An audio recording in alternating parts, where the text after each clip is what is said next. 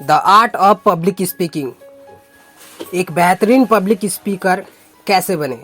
The art of public speaking में आज हम जानेंगे कि किस तरह से आप पब्लिक स्पीकिंग की कला में माहिर बन सकते हैं।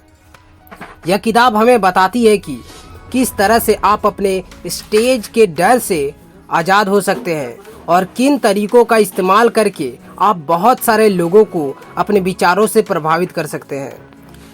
अगर आप एक बेहतर पब्लिक स्पीकर बनना चाहते हैं या लोगों को प्रभावित करने के तरीके सीखना चाहते हैं या फिर एक अच्छे लीडर बनना चाहते हैं तो किताब सिर्फ आपके लिए ही है। डेल कार्नेगी अमेरिका के एक लेखक और लेक्चरर थे।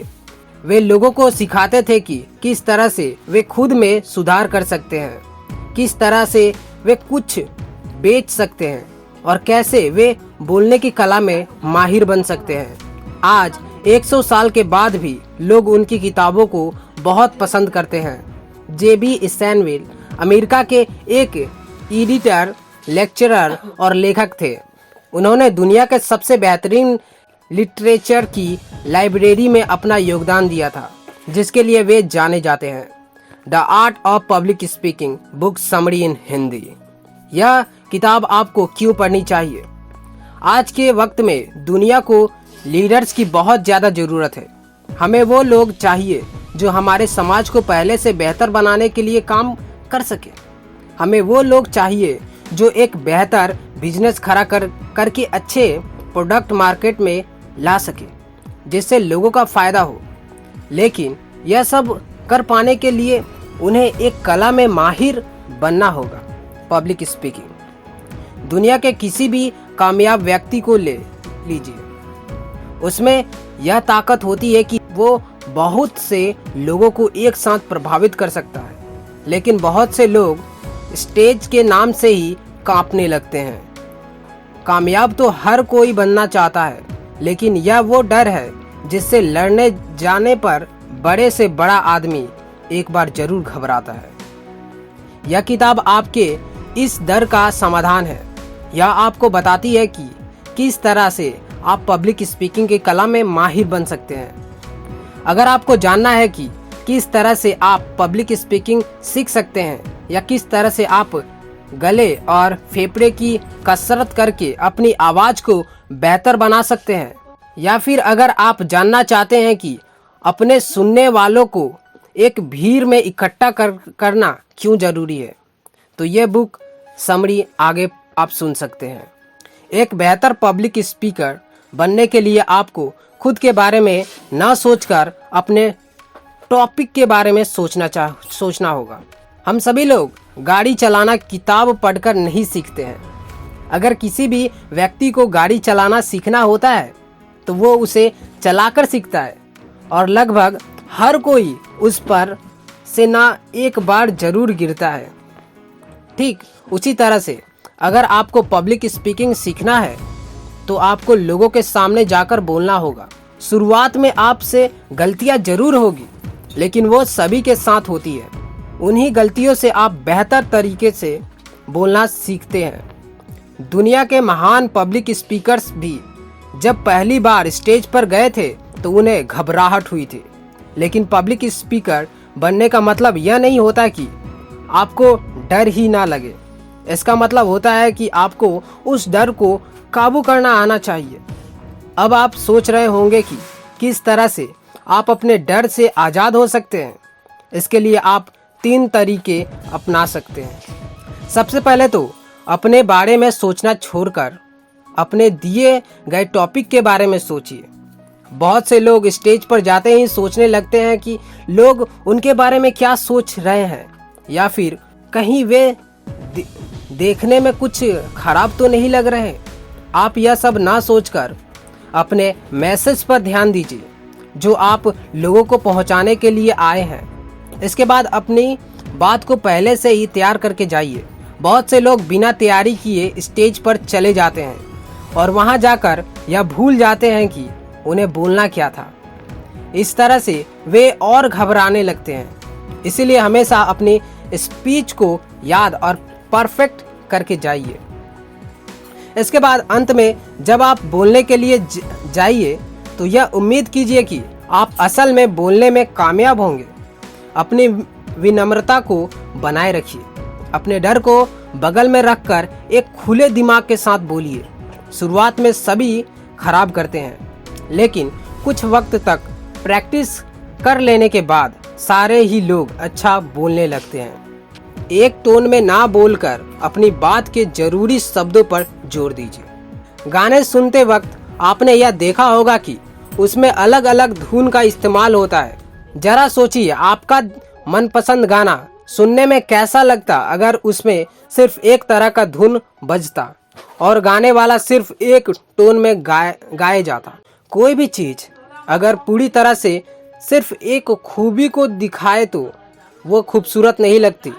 सोचिए, अगर दुनिया सिर्फ एक ही रंग में रंगी होती तो कैसा लगता। आपके आसपास हर जगह सब कुछ सफेद रंग का हो जाए तो कैसा लगेगा। यहाँ पर कहने का मतलब यह है कि बोलते वक्त कभी इस तरह से मत बोलिए कि सुनने वाले को लगे आप रद्द कर कुछ बोल रहे हैं। अपने टोन को जरूरत के हिसाब से बदलते रहिए और अपने वाक्य के जरूरी हिस्सों पर और देकर बोलिए।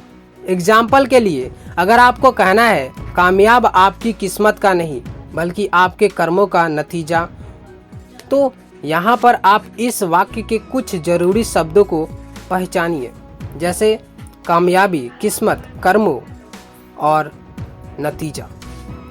अब आप इन जरूरी शब्दों को थोड़ा सा जोर देकर बोलिए ताकि ये शब्द सुनने में बाकी के शब्दों से अलग लगे। लेकिन जोर देकर बोलने का मतलब यह नहीं है कि आप उसे चिल्लाकर कहें। इसका मतलब है उसे कुछ अलग तरह से कहना ताकि सुनने वाला यह समझ जाए कि वो शब्द वाक्य के जरूरी शब्द है। अगर आप जोर से बोल रहे थे तो उन जरूरी शब्दों को आराम से कहिए। अगर आप आराम से बोल रहे थे तो उन शब्दों को जोर से कहिए और फिर आप उसे अपने स्टाइल में कुछ अलग तरह से कहने की कोशिश कीजिए ताकि वो बाकी के शब्दों से अलग लगे। अपनी बात के जरूरी हिस्से को अलग तरह से बोलने के 3 तरीके हो सकते हैं। सबसे पहला है अपने स्पीच को बदलना, दूसरा है अपने बोलने की रफ्तार को बदलना और तीसरा है कुछ देर तक रुक कर बोलना। जब हम कुछ मजेदार बात बता रहे होते हैं तो हम तेज बोलते हैं और जब कुछ खूबसूरत लम्हों की बात करते हैं तो आराम से बोलते हैं। इससे हमारे टोन अलग हो जाते हैं। इसके बाद अगर आप अपनी जरूरी बात को बोलने से ठीक पहले या ठीक बाद कुछ देर के लिए रुक जाएंगे तो वह बात बाकी की बातों से अलग लगेगी। या फिर अगर आप अपने वाक्य की शुरुआत तेज रफ्तार में बोलते हुए करेंगे और उसके अंत में उसे धीरे बोलेंगे तो वो भी सुनने में अलग लगेगा। इस तरह से आप अपनी स्पीच को आकर्षक बना सकते हैं। अपनी बात के जरिए अपने लोगों में भावनाएं पैदा करने वाला व्यक्ति बहुत अच्छा स्पीकर होता है। इंसान हमेशा अपनी भावनाओं के आगे मजबूर हो जाता है। यही वो चीज़ है जो हमारी ज़िंदगी में रंग डालती है और इसे खूबसूरत बनाती है। अगर आप किसी तरह से अपने सुनने वालों के अंदर एक भावना पैदा कर सके तो वे आपको बहुत पसंद करने लगेंगे। लोग इसलिए कॉमेडी शो ज़्यादा देखने जाते हैं और एक डॉक्यूमेंट्री कम देखते हैं, क्योंकि कॉमेडी में एक भावना को पैदा करती है खुशी। सिर्फ यही नहीं, सेल्स में भी जब हम ग्राहक की भावनाओं पर ज़्यादा ध्यान देते हैं तो हम अपने प्रोडक्ट को आसानी से बेच पाते हैं। लोग नया आईफोन इसलिए नहीं खरीदते क्योंकि वो अच्छा है। आईफोन ऐसा कोई भी फीचर नहीं देता जो सैमसंग या ओप्पो या वीवो नहीं देते। लेकिन अगर आपके सामने आईफोन और दूसरे स्मार्टफोन्स रख दिए जाए तो संभावना ज़्यादा है कि आप आईफोन को चुनेंगे। क्यों?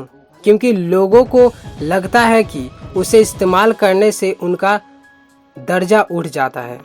भावनाएं हमारी ज़िंदगी को चलाती है, इसीलिए अगर आप किसी तरह से भावनाओं पर काबू पा ले तो आप लोगों के दिलों पर काबू पा सकते हैं। किस तरह से आप लोगों में भावना पैदा कर सकते हैं? आसान शब्दों में प्रैक्टिस करके आप जिस भी टॉपिक पर बोल रहे हैं आपको उसके अंदर पूरी तरह से घुसना होगा। उसे अपनी आत्मा में बसा लीजिए और उसमें पूरी तरह से उतर जाइए। जब एक्टर्स अपने रोल की तैयारी करते हैं तो वे उनमें भावनाएं पैदा करने के लिए पूरी तरह से कैरेक्टर में उतर जाते हैं। शूटिंग से कुछ घंटे पहले से ही वे खुद को एक कमरे में बंद कर लेते हैं और सिर्फ एक सीन के लिए प्रैक्टिस करते रहते हैं। इस तरह से वे देखने वालों के अंदर भावनाएं पैदा कर पाते हैं, उनका दिल जीत पाते हैं। अगर आपको भी ऐसा करना है तो आपको भी अपने टॉपिक को अच्छे से तैयार करना होगा। बोलने के साथ ही आपको अपने गेस्चर पर भी ध्यान देना होगा। गेस्चर का मतलब होता है बोलते वक्त अपने हाथ और अपने शरीर को अपनी स्पीच के हिसाब से हिलाना। यह यो इशारे होते हैं जिसे देखकर लोग आपकी बात को अच्छे से समझ पाते हैं। इसमें माहिर बनने के लिए भी आपको प्रैक्टिस की ज़रूरत होगी। सबसे पहले तो इन्हें ज़बरदस्ती बाहर लाने की कोशिश मत कीजिए। गेस्चर आपके अंदर से अपने आप निकलने चाहिए और अगर आप ज़बरदस्ती इसे बाहर निकालने की कोशिश करेंगे तो लोगों को तुरंत पता लग जाएगा कि वो नकली है। लेकिन इसका मतलब यह नहीं कि आप उसे प्रैक्टिस नहीं कर सकते। गेस्चर को बेहतर बनाने के लिए आप उसे बार बार प्रैक्टिस कर सकते हैं। यह ज़रूरी नहीं है कि आप हर एक गेस्चर को एक ही तरीके से प्रैक्टिस करें और हर बार उसे उसी तरह से इस्तेमाल करें। कभी कभी यह संभव भी नहीं होता या आपके अंदर से समय समय पर अपने आप निकलने चाहिए। आप अगर एक होनहार स्पीकर को एक ही स्पीच 2 बार देते हुए सुनिए तो आप यह देखेंगे कि उनके गेस्चर बदलते रहते हैं। इसके बाद आपको यह ध्यान देना होगा कि आपके अंदर से जो गेस्चर निकल रहे हैं वो आपकी स्पीच और आपके टोन के साथ मैच खा रहे हैं या नहीं। बहुत बार हम ऐसे गेस्चर कर देते हैं जो कि बहुत खराब लगते हैं। इसके लिए आप शीशे में देखकर उसे प्रैक्टिस कर सकते हैं। आप यह देखिए कि कौन से गेस्चर अच्छे लग रहे हैं, किसे सुधारा जा सकता है और किसे आपको निकालने की ज़रूरत है। समय के साथ आपको इसकी आदत पड़ जाएगी और आप इसे बेहतर तरीके से कर पाएंगे। यहाँ पर सबसे ज़रूरी बात यह है कि वे गेस्चर आपके अंदर से प्राकृतिक रूप से निकलने चाहिए। नकली गेस्चर का इस्तेमाल करना बिल्कुल वैसा ही है जैसे अपने बगीचे के सूखे हुए पौधों को हरे रंग से रंग देना। आप इसकी जितनी ज़्यादा प्रैक्टिस करेंगे आपके लिए यह उतना आसान हो जाएगा। इसके अलावा बहुत ज़्यादा गेस्चर करने से लोगों का ध्यान भटकने लगता है। यह याद रखिए कि आप अपने हाथों को या अपने शरीर को हद से ज़्यादा मत हिलाइए। साथ ही अपने चेहरे के हाव भाव पर भी ध्यान दीजिए। कंक्लूजन इससे क्या निकलता है? हर कला की तरह पब्लिक स्पीकिंग की कला को भी प्रैक्टिस करके सीखा जा सकता है। स्टेज पर जाने से पहले अपने टॉपिक को अच्छे से तैयार कीजिए और साथ ही अपने सेहत का अच्छा ख्याल रखिए ताकि आप लंबे समय तक अच्छे से बोल सके। अपनी बात के जरिए लोगों में भावनाएं पैदा करने की कोशिश कीजिए। हर रोज अच्छे से प्रैक्टिस करके आप इसमें बेहतर बन सकते हैं। क्या करें? अपने शब्दों के ज्ञान को बढ़ाइए। अगर आपके पास इस्तेमाल करने के लिए बहुत सारे शब्द होंगे तो आपकी स्पीच पहले से बेहतर होगी। इससे आप अपने विचारों को बेहतर तरीके से समझा पाएंगे। इसलिए अब से अगर आप कोई किताब पढ़े तो उसमें आने वाले उन शब्दों को नोट कर लीजिए जो आपके लिए नए हैं और फिर उन्हें अपनी स्पीच में इस्तेमाल कीजिए। तो दोस्तों, आपको आज का यह the art of public speaking book summary इन हिंदी कैसा लगा? कमेंट करके जरूर बताएं और इसी तरह का वीडियो देखने के लिए इस चैनल को सब्सक्राइब कर लें। तो thank you so much, wish you all the very best.